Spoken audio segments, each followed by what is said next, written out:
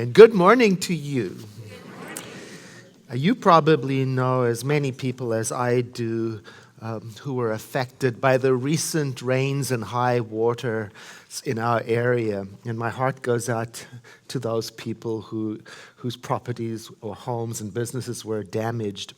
I was grateful to be able to check in with some of the people of our center, like the president of our board, and Snyder and her family, and also our communications officer, Ellen Yeager, and our bookstore manager, Martha Salazar, and her fiancée, Christina, and our member, Bruce Gata, and so many people. And I was particularly happy to watch people checking themselves in as safe, marked as safe on Facebook. And it's at times like these that I really appreciate technology and how it allows us to connect and to help each other.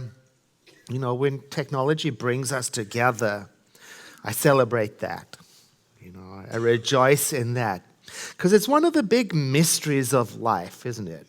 You know, how a neutral thing like technology can be used for good to connect us to each other and to inform us.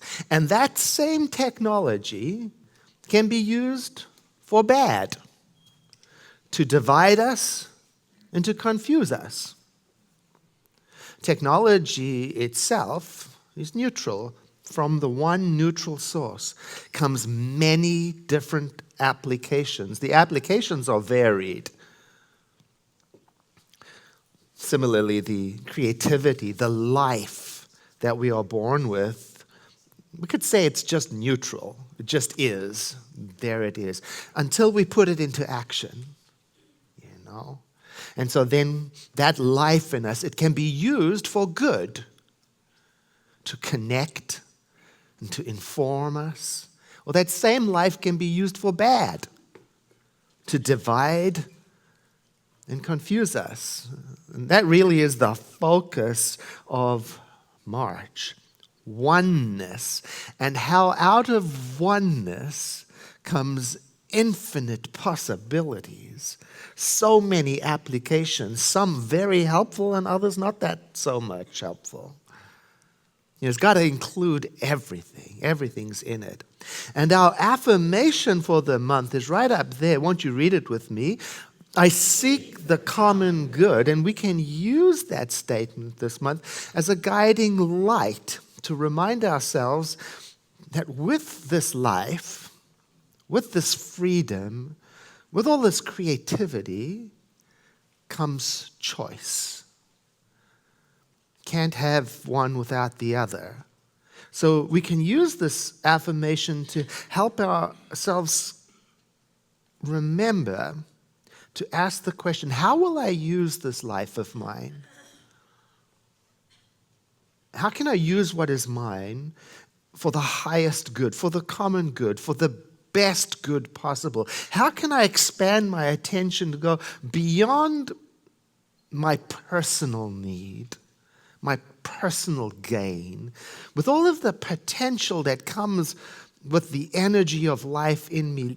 Can I seek the highest benefit for the most beings? Can I do that? You know, we just completed a whole month honoring Black history, and our focus was diversity and integrity. Now, this month is like a logical and necessary development. It's the next step. Now, let us talk about our common spiritual heritage.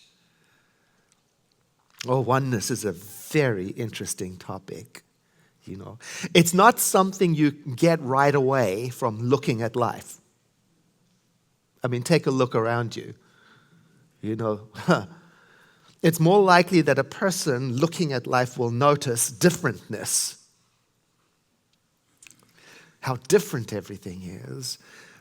Uniqueness seems to be the standard for nature, the law.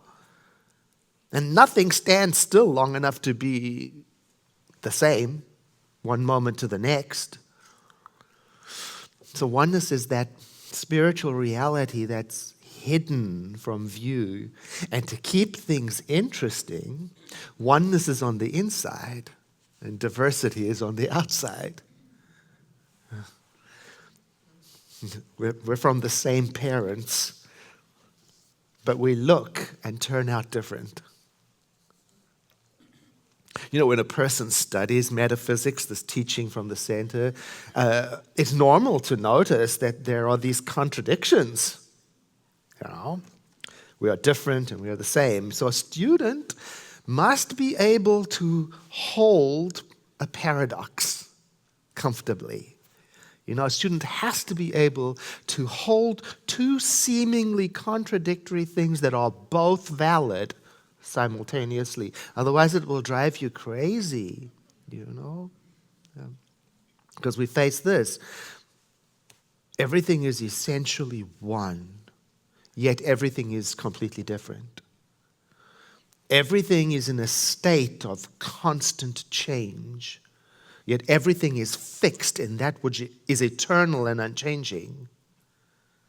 Everything comes from the one same shared spiritual origin, and yet that shows up as different cultures, different genders, different preferences. Everything is from the same eternal truth, and yet that truth can be interpreted in endless ways. Oh my. Maybe it's easier to understand what oneness is if we look at it through how we are connected to each other. Our interconnectedness, for example, using that well-known statement of Chief Seattle. This is the gender-inclusive version. This we know. All things are connected like the blood which unites one family. Whatever befalls the earth befalls the children of the earth. We did not weave the web of life. We are merely strands in it. Whatever we do to the web, we do to ourselves. So it suggests to me that to appreciate what oneness is then, perhaps we have to go beyond the things that separate us. We have to go beyond our differences. Perhaps go even beyond our cultures and nationalities, go even beyond our political affiliations, even beyond our genders and beyond our religion, beyond everything, and try to understand at all times that what I do to you, I'm doing to me. And that what I do to the planet now, I'm doing to the next generation of children. And that what I do to the animals, I'm doing to all of life. It's big. Now, the recommended book for this month, Beyond Religion, is very helpful in sorting this all out. Oh, it's so good. And in chapter 1, His Holiness the Dalai Lama starts with a very bold statement. He says, I'm a man of religion, but religion alone cannot answer all of our problems.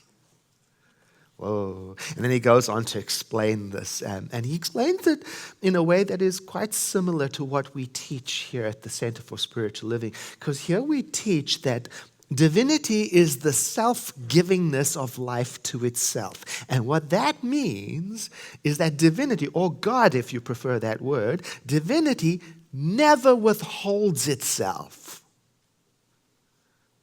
In other words, it's equally available and present evenly for all the time.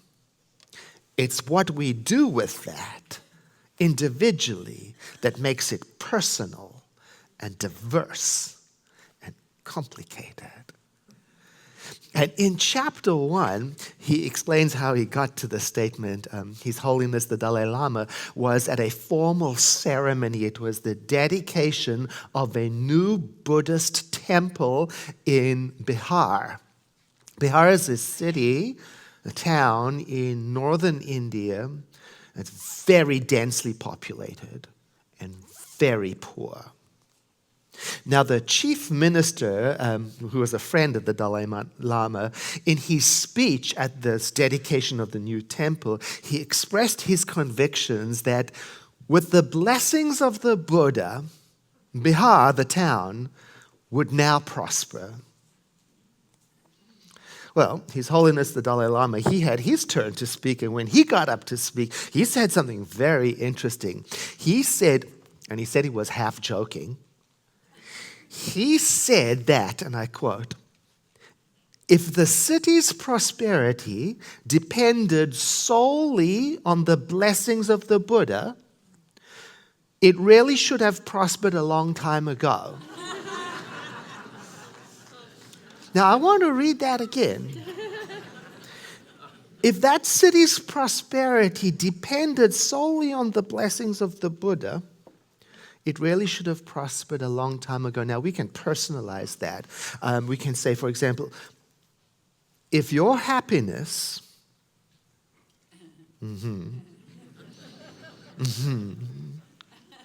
right?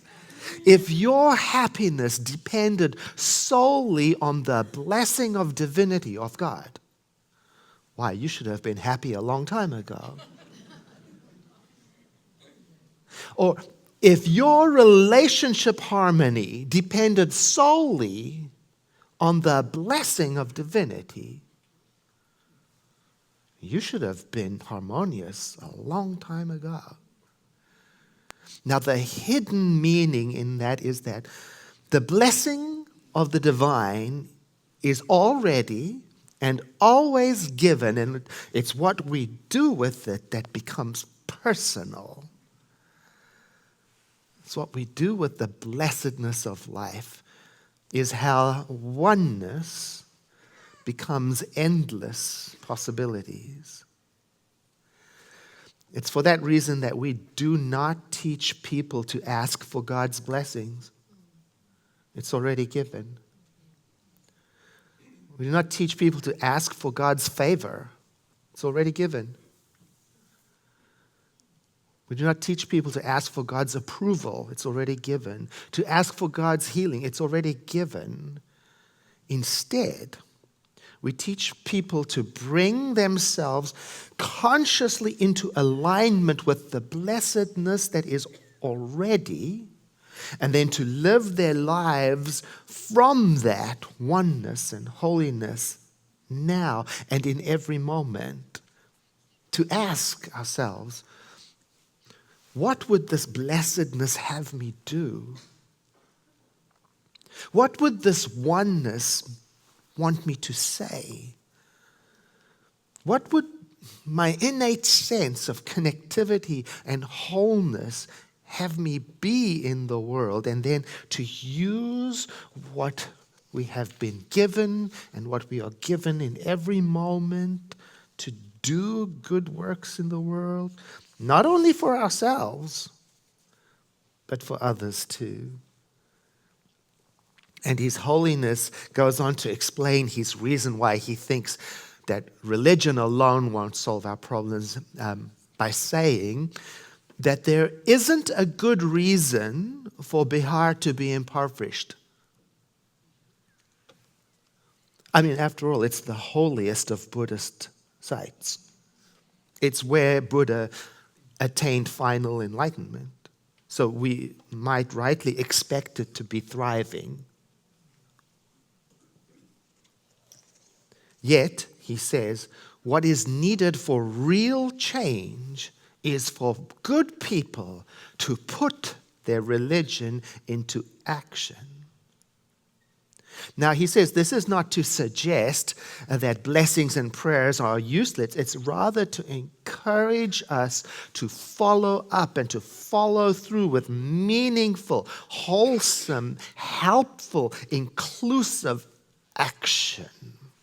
He says there isn't a good reason for Bihar to be impoverished. Now, here we use good as a synonym for God, right? So we can say there isn't a God reason for Bihar to be impoverished. And we can localize that then, and we can say there isn't a good reason for our country or any country to be whatever it is. Divisive, prejudicial, vulgar, unjust, unequal. There isn't a God reason for that. What is needed is for good people to act with meaningful, wholesome, helpful, inclusive action. You know, in Science of Mind, we call prayer spiritual mind treatment. And when we are praying, we say we are treating. So there's this old saying, maybe you know it. It says, treat and move your feet. Yes. It's to remind us that it is one thing to sit blissfully contemplating oneness. And it's another thing altogether to let the awareness of that oneness get into us, get under our skin, and to inspire our actions. Our founder, Ernest Holmes, he was pretty pointed about it, and he said this: I would rather see a student of this science prove its principle than to have them repeat all the words of wisdom that have ever been uttered. It is far easier to teach the truth than it is to practice it. In other words, or to talk about oneness is good. To demonstrate oneness in my own actions is even better. To say it's all, you know how we say here sometimes, it's all good, it's all God, it's all whole, perfect, and complete. It's fine to say that. And to prove it is even better. He goes on elsewhere to say, it is easy enough to rush about shouting that there are no sick people. It's all whole, perfect, and complete, you know. But this will never heal those people who appear to be sick. It is easy to proclaim that there are no needy. Anyone can say this, whether they be wise or otherwise. In other words, we've been invited to demonstrate oneness by caring about those who don't have enough. To demonstrate oneness by having compassion for those who are suffering. To demonstrate oneness by supporting steps towards, for example, gender equality. That would do it. To demonstrate oneness by whatever it is you do. And if you don't know what to do, consider visiting the United Nations website, www.un.org, and look there for the Sustainable Development Goals. And read, for example, The Lazy Person's Guide to Saving the World. For oneness ideas that you can implement from your couch. You know? And more. And so that you can let the ideas of oneness get into your blood and into your understanding so that your religion shows up in your activity. Oh, we have such great potential. We can do anything. Infinite pathways we could follow. That's the miracle of life. But unrealized potential. We have all this potential, and yet so many people today feel frustrated, even powerless, you know.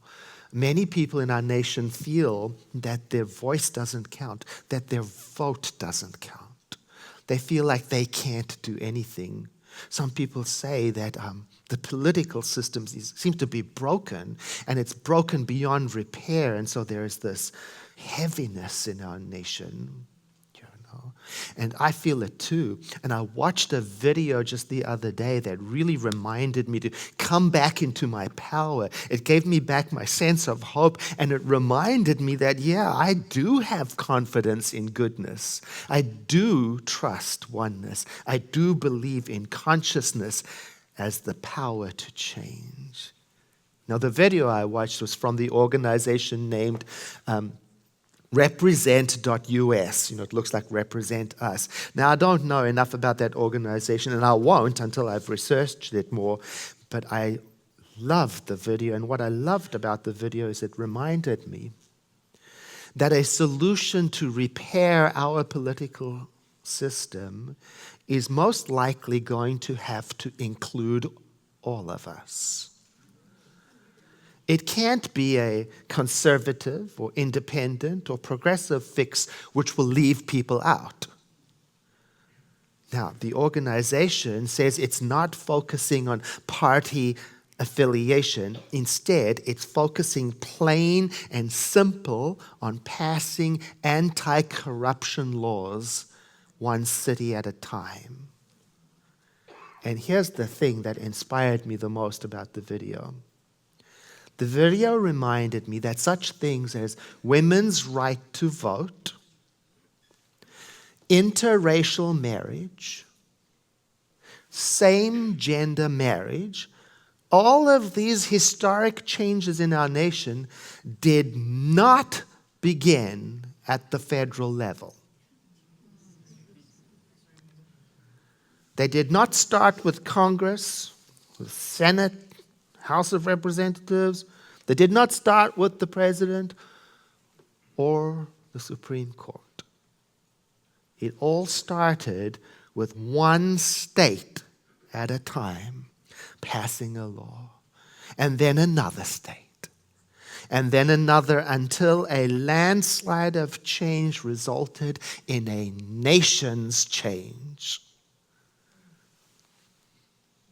Now, I'm not telling you what organizations you should be interested in or research, but I am telling you that for those of us who contemplate oneness,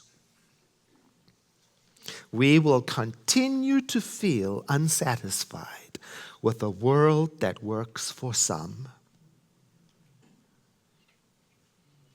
And that contemplation of oneness will continue to disturb us into action. And it's on us to be careful what kind of action. Helpful, unifying, wholesome, inclusive, compassionate action. I don't want to be disturbed into dividing, hateful, disturbing action. It's all possible. Now, our founder, Ernest Holmes, said that the furtherance of our evolution depends on our ability to sense oneness with all of life. And that when the knowledge of this oneness really comes to everyone, when we get it, that war will stop. And here's how he wrote it. The furtherance of evolution depends on our ability to sense a oneness with all life.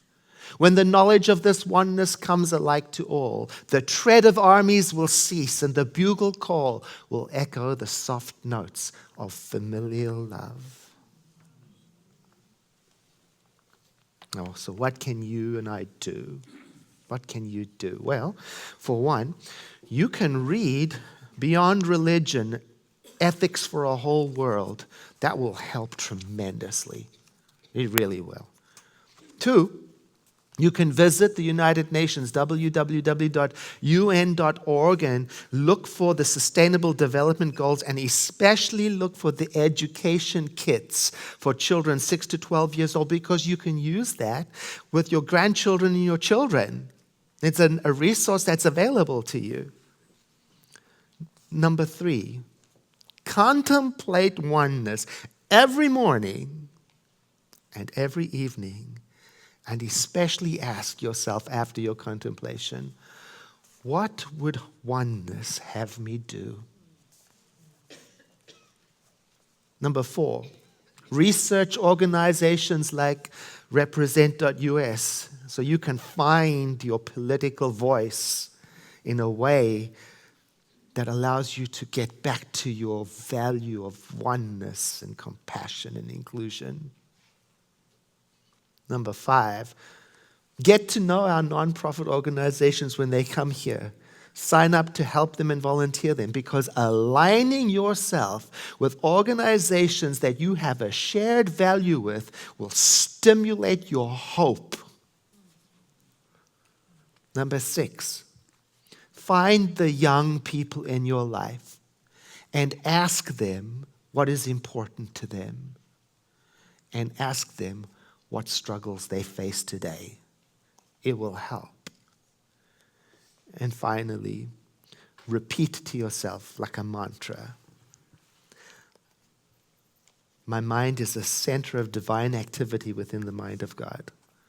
I seek the common good. I treat and move my feet. And I'm guided from within to express my creativity, my life, in the direction which is the highest good for all. I'm driven, guided by compassion. That will help. And I want to close with a reading from the introduction of the Dalai Lama's book that says, all the pressures of modern living bring with them stress, anxiety, depression, and increasingly loneliness. As a result, everywhere I go, people are complaining. Even I find myself complaining from time to time. It is clear that something is seriously lacking in the way we humans are going about things. But what is it that we lack? The fundamental problem, I believe, is that at every level we are giving too much attention to the external, material aspects of life while neglecting moral ethics and inner values. By inner values, I mean the qualities we appreciate in others and towards which we all have a natural instinct, bequeathed by our biological nature as animals that survive and thrive only in an environment of concern, affection, and warm-heartedness, or in a single word, compassion. The essence of compassion is a desire to alleviate the suffering of others and to promote their well-being. This is the spiritual principle from which all other positive inner values emerge. And as I read that, I started to feel the warmth of appreciation for our program in 2019. And I went ahead and read all of the affirmative statements for the rest of the year. And they are these: I promote diversity and inclusion. I care for the poor. I protect the vulnerable. I advocate for freedom of thought. I appreciate other nations and people. I love our planet. I cherish the human family. And I stand for spiritually motivated moral leadership. It's going to be a good year.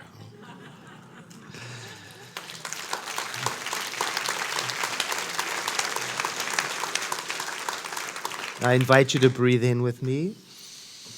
As you exhale, let your eyes close if that's comfortable, as we turn our attention within, letting go of all considerations for a moment.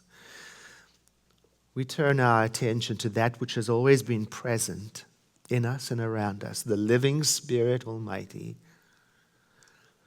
that which we know as our own lives, that we understand as our own love. Our lives and our love, our creativity coming from that which is endless and perfect.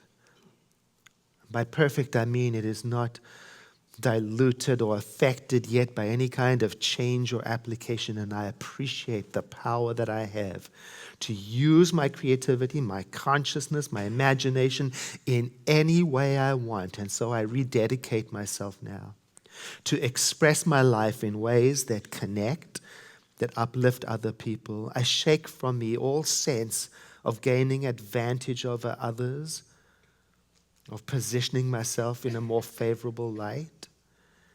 And I surrender to the harmony that my soul yearns for. I know this is mine to do, and I know that each person here has their own work to do and their own path to follow, and so I celebrate it all. And I realize that by embracing the diversity of ways that we show up is my way of honoring oneness. And so I look forward to the changes that emerge in my life as a result of this rededication. I'm filled with awe and wonder. I trust goodness. I trust consciousness. And I let myself awaken the sense of hope that has always been in me.